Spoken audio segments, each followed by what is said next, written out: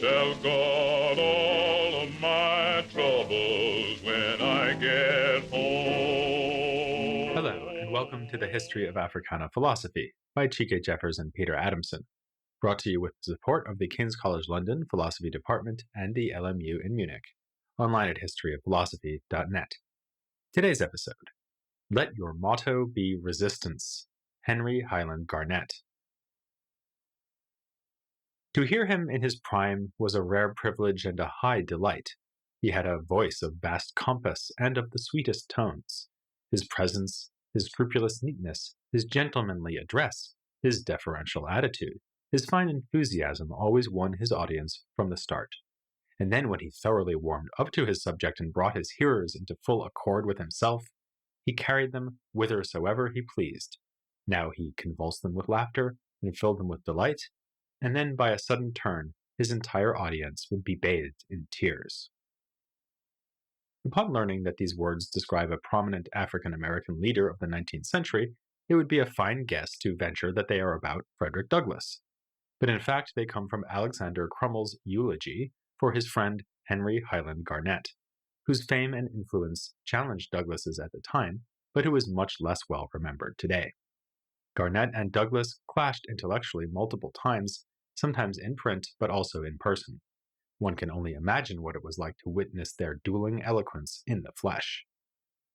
As we'll see in an upcoming episode on Crummell, a significant portion of his life and work unfolded in Liberia, as he spent 2 decades there from 1853 to 1873. But by the time of his eulogy for Garnet in May of 1882, Crummell was living and working in Washington, D.C. Less than a year earlier, he had beseeched Garnet to turn down an appointment from President James Garfield to serve as minister and consul general to Liberia. It was the highest diplomatic post ever given to an African American at the time, preceding Douglass's similar appointment to Haiti by 8 years. Though it was a great honor, Crummell thought that Garnet's age and physical condition meant it was unwise for him to journey to Liberia. Sadly, his worries were well-founded. Garnet died within a few months of arriving there. Delivering the eulogy, Crummell could see in his mind's eye the very spot where Garnet was laid to rest, a cemetery called Palm Grove. There he lies, the deep Atlantic but a few steps beyond, its perpetual surges beating at his feet, chanting evermore the choral anthems of the ocean, the solemn requiem of the dead. The eulogy naturally provided an occasion to reflect on Garnet's life in America.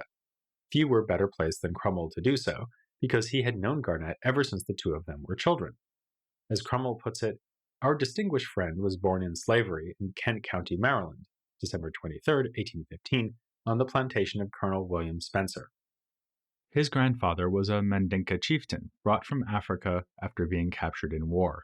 When Henry was just 9 years old, his father, George, led 11 family members in a daring escape from slavery. The family's new surname, Garnet, may have been chosen as a variation on Garrett, the name of a Quaker who aided them during their journey to freedom. The family, or rather the part of it that included Henry, eventually ended up in New York City, where they lived next door to Crummell's family. Crummell reminisces, "Here as little boys, Garnet and myself became schoolmates and lifelong friends." If it is already remarkable that 2 major African-American thinkers of the 19th century were next-door neighbors, then the concentration of greatness at the school they attended is simply astounding. They were students at the African Free School, first founded in 1787 by the New York Manumission Society. Other students at this same time were James McCune Smith, mentioned in the last episode as the first African-American to hold a medical degree, Ira Aldridge, the most famous black actor of the 19th century and the first to perform in Shakespeare's plays, Patrick Reason, the pioneering engraver and lithographer, Patrick's younger brother, Charles Reason, who became a mathematician and linguist and the first African-American hired as a college professor, George Thomas Downing, a prominent abolitionist and business owner, and finally Samuel Ringgold Ward, a second cousin of Garnet's, who gained fame as a journalist and abolitionist speaker. We'll discuss Ward in more detail in an upcoming episode on African-American emigration to Canada. Incidents during Garnet's youth foreshadowed the significance of the theme of violent resistance in his later thought. At the age of 14, having left school, Garnet was working as a cabin boy on a ship that sometimes made trips to Cuba. Upon returning from one such trip, Garnet found his home empty, his family having been scattered by the need to evade arriving slave catchers. His reaction to this news was to use what money he had to buy a knife, which he held as he walked along Broadway, waiting and apparently hoping for a confrontation. Friends had to convince him to get out of the city in order to stay safe. The second incident involves his continued pursuit of education. After further schooling in New York City once it was safe to come back, Garnet headed in 1835 to Canaan, New Hampshire, along with Crummell and another alumnus of the African Free School, Thomas Sidney. They went to attend the newly founded Noyes Academy, a racially integrated school founded by abolitionists. As it turned out, many white people in the surrounding area strongly objected to the presence of this experiment in racial integration. One summer day, around 95 oxen were used to pull the school from its foundations. When night came, the students in their quarters feared being the victims of mob violence. Garnet, despite suffering from a long-standing disease that in coming years would result in the amputation of his right leg, was the hero of the moment. As Crummell recounts, "Under Garnet as our leader, the boys in the boarding house were molding bullets, expecting an attack on our dwelling.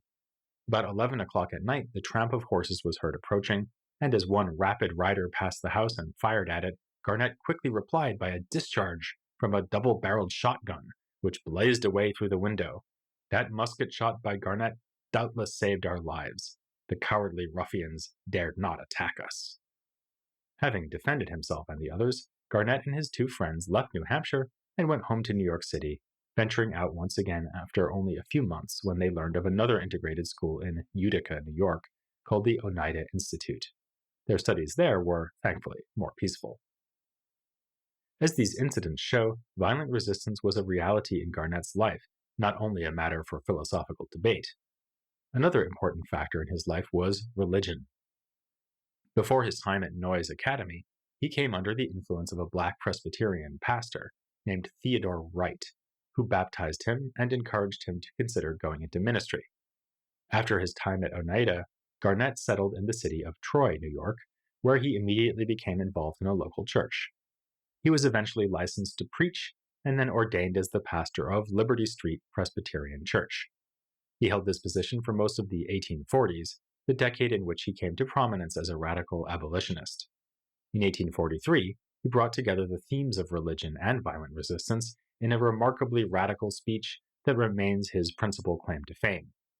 Garnet had helped to organize a national convention of colored citizens in Buffalo, New York. As we mentioned in episode 45, this revitalized a tradition that had gotten started at the beginning of the 1830s, but which had petered out by the middle of that decade. On the second day of the convention, Garnet delivered his famous Address to the Slaves of the United States of America, which he proposed for adoption as an official statement of the convention. The title already suggests why the speech is controversial.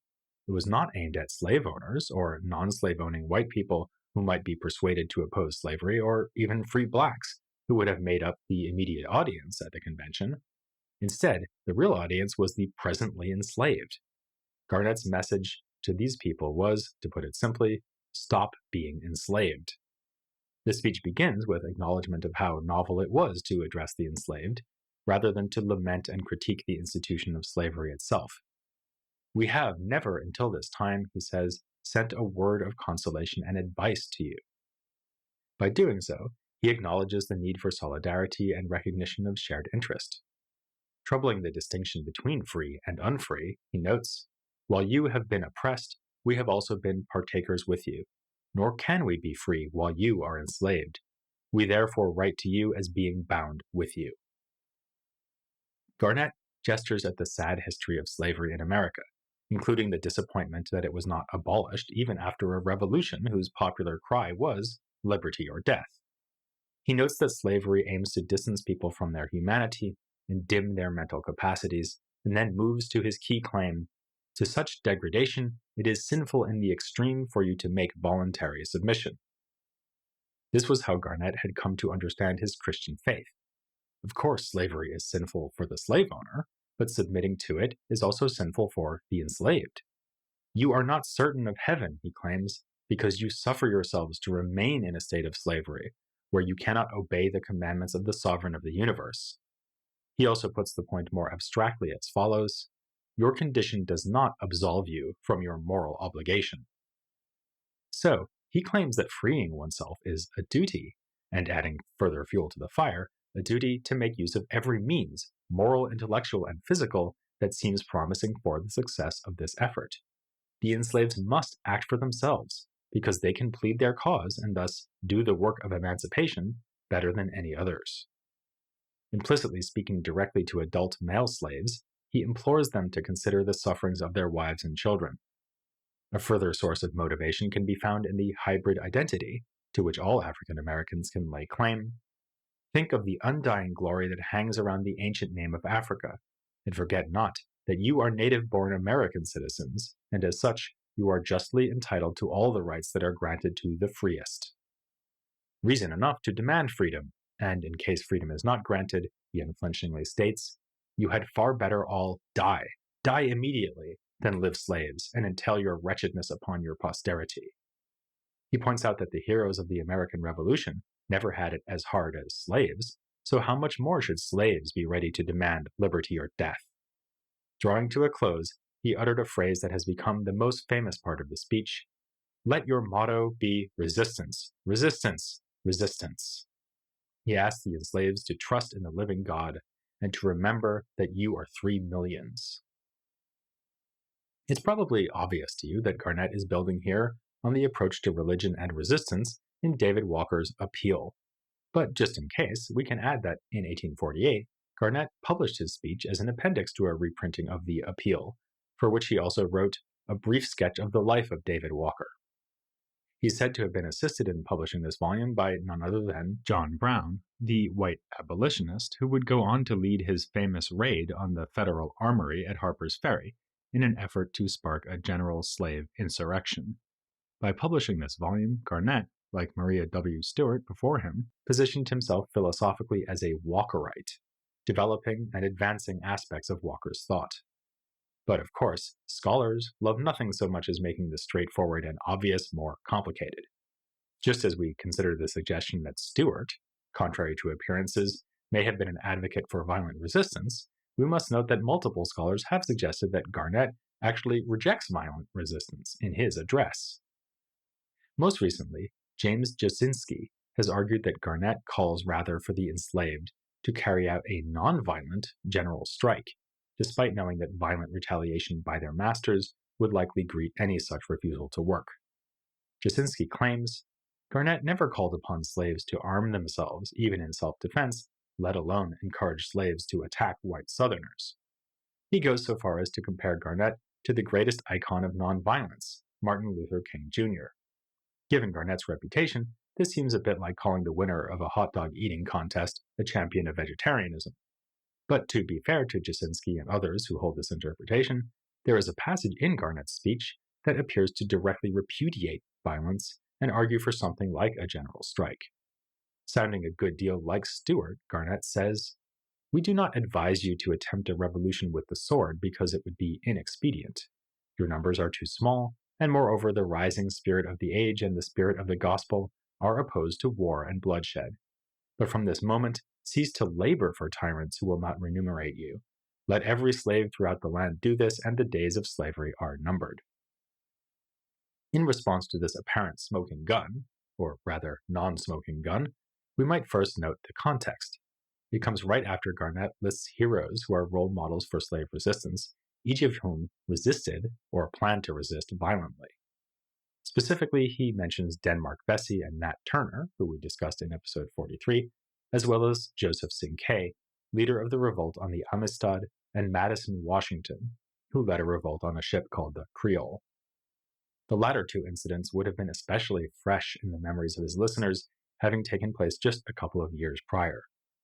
Given Garnet's glorification of these heroes, the puzzling passage seems more likely to be an admission that one big violent revolution is unlikely to work in the United States, which wouldn't imply a rejection of violence in more specific cases. This reading fits with a remark in the closing paragraph of the speech. What kind of resistance you had better make, you must decide by the circumstances that surround you and according to the suggestion of expediency. It is also telling that in James McCune Smith's introduction to an 1865 publication of a speech Garnet delivered before the House of Representatives in Washington, D.C., the address to the slaves is reproduced in full, but with some revision. Most notably, the passage discouraging revolution with the sword is gone, replaced by, "Brethren, arise, arise, strike for your lives and liberties. Now is the day and the hour. Let every slave throughout the land do this, and the days of slavery are numbered." But let's assume that it is the 1848 version, rather than this later text, that faithfully reproduces what Garnet said at the convention, and move on to the debate that erupted between Douglas and Garnet over the speech. The minutes of the convention tell us that Douglas objected that there was too much physical force in the speech, and that he was for trying the moral means a little longer. So Douglas seems to have understood Garnet to endorse the use of violence. On the other hand, Garnet was rather more nuanced in his response to Douglas. He replied, "The most the address said was that it advised the slaves to go to their masters and tell them that they wanted liberty and had come to ask for it, and if the master refused it, to tell them, 'Then we shall take it, let the consequence be what it may.'" Douglas replied that this would obviously lead to insurrection. Thus began a debate that carried on from Wednesday, when Garnet gave the speech, until Saturday, the last day of the convention, when a final vote was taken on whether to adopt the speech as an official statement by the convention. Douglas's side won, but it was only one battle in an ideological war, one that would ultimately go Garnet's way. At the time, Douglas was still a faithful Garrisonian. Garnet, too, had been an early admirer of William Lloyd Garrison. As a teenager in New York City in 1834, he co-founded a literary society called the Garrison Literary and Benevolent Association. Later in May of 1840, he delivered a speech at a meeting of the American Anti-Slavery Society and had the honor of being introduced by Garrison himself. That same month, however, a rift among the Garrisonians resulted in the founding of a rival organization, which Garnet supported. He quickly got on board with the position that participation in the U.S. political system was a viable way of fighting slavery, breaking with the Garrisonian position that such participation meant being in league with slaveholders. Garnet became a fervent supporter of the Liberty Party, which emerged from this abolitionist split as a third party seeking to challenge the acceptance of slavery by the two major political parties of the time. As we've seen, Douglas too eventually broke with Garrison. Gradually, he came to explore the paths of political participation and violent resistance that Garnet had traveled down much more quickly and earlier. Douglas's greater fame, however, would come to obscure Garnet's early prominence, something we might relate to, among other things, the success of Douglas's narrative and the platform provided by Douglas's newspaper, the North Star. Garnet had made attempts at journalism, but they were quite unsuccessful by comparison. In fact, the debate between Douglas and Garnet played itself out in the pages of the North Star. In 1849, knowing that Garnet was planning a trip to England, Douglas published an editorial criticizing him as an unworthy representative of the abolitionist cause, writing, "Mr. Garnet has again and again declared that he had no faith in moral means for the overthrow of American slavery, that his hope for success was in the sword."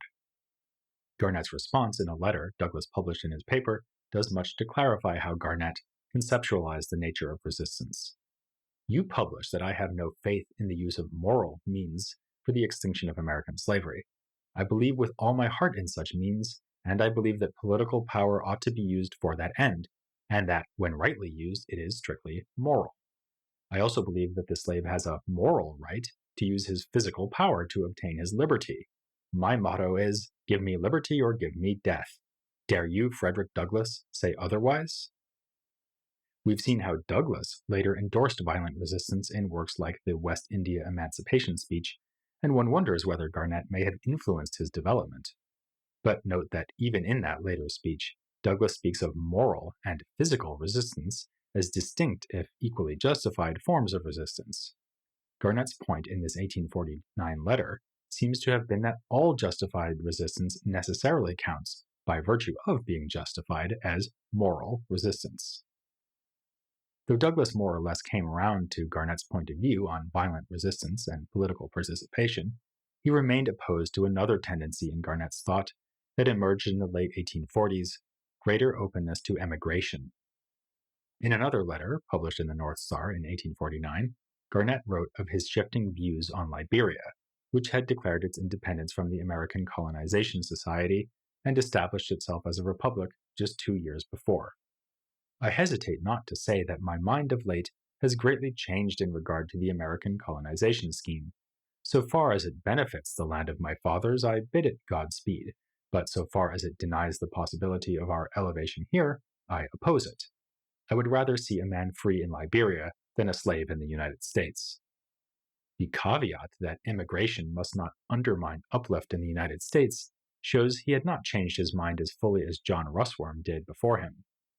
He repeatedly denied calling for all African Americans to leave America, but this did not stop Douglas and others, including former schoolmate George T. Downing, from vigorously opposing him.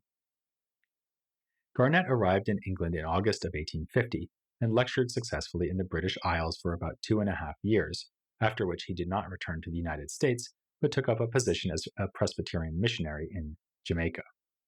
He was joined there by his wife Julia Garnet, born Julia Williams, whom he had first met back at the ill-fated Noyes Academy, and who, like him, had then gone to the Oneida Institute. He once suggested that the only influence upon his address to the slaves, outside his own mind, was Julia's. In Jamaica, she organized a female industrial school while her husband carried on his ministry.